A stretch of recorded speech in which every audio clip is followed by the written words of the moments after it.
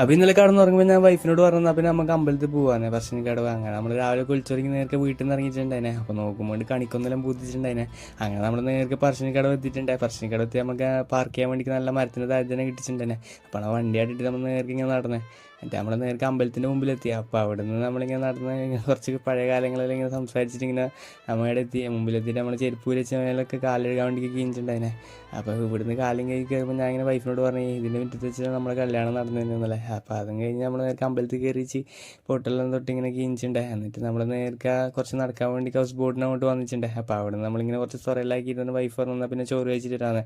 അങ്ങനെ നമ്മൾ ക്യൂ നിന്നിട്ട് ഫസ്റ്റ് ഞാൻ എത്തിയിട്ടുണ്ടായിനെ. അങ്ങനെ നല്ല ചോറ് ഇടിച്ചിട്ടുണ്ടായി. ചോറും നല്ല നമ്മളെ പരിപ്പ് കറിയും പിന്നെ തൈര്, അതായത് മോര് കറിയും ഉണ്ടായിനെ. അപ്പോൾ അതെല്ലാം കഴിച്ചിട്ട് നമ്മൾ വരുമ്പോൾ വൈഫ് ചോറ് വാങ്ങി പോകുന്നത്ര. അപ്പോൾ നമ്മൾ ചോറും കഴിച്ച് നേരത്തെ അവിടെ പോയി ഇരുന്നിട്ട് കുറച്ച് നേരം ഇങ്ങനെ ഇരിക്കുമ്പോൾ വൈഫ് വന്നിട്ട് അങ്ങനെ മൂപ്പരോട് കുറച്ച് കഥയും പറഞ്ഞിട്ട് നമ്മൾ നിന്നേ.